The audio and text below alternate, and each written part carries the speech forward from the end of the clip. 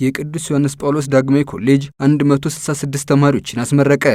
በኢትዮጵያ ካቶሊካዊት ቤተክርስቲያን በአዲስ አበባ ሀገረ ስብከት የቅዱስ ዮሐንስ ጳውሎስ ዳግማዊ ኮሌጅ በተለያዩ የትምህርት ዘርፎች ያሰለጠናቸውን 166 ተማሪዎችን አስመረቀ።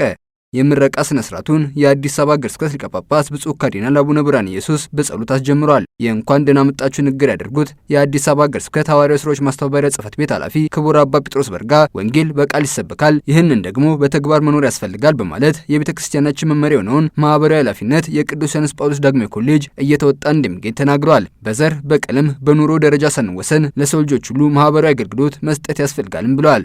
ርዕሰ ሊቃነ ጳጳሳት ፍራንቺስኮስ እንዳሉትም የጋራ ቤታችንን በጋራ እንንከባከብ ሲሉ መልእክታቸውን አስተላልፈዋል። ለተመራቂ ተማሪዎች እንኳን ደስ አላችሁ ንግግር ያደርጉት የቅዱስ ዮሐንስ ጳውሎስ ዳግማዊ ኮሌጅ ዲን አቶ ዘካርያስ ገብረ ጊዮርጊስ ይህ ቀን ለእናንተ የደስታ ቀን ነው፣ ኮሌጁ አዲስ ቢሆንም አምናችሁን ስለመጣችሁ እናመሰግናለን በማለት ተማሪዎቹ የቀሰሙትን እውቀት ይዘው ጠንክረው በቆራጥነት አገራቸውን እንዲያገለግሉ መልእክታቸውን አስተላልፈዋል።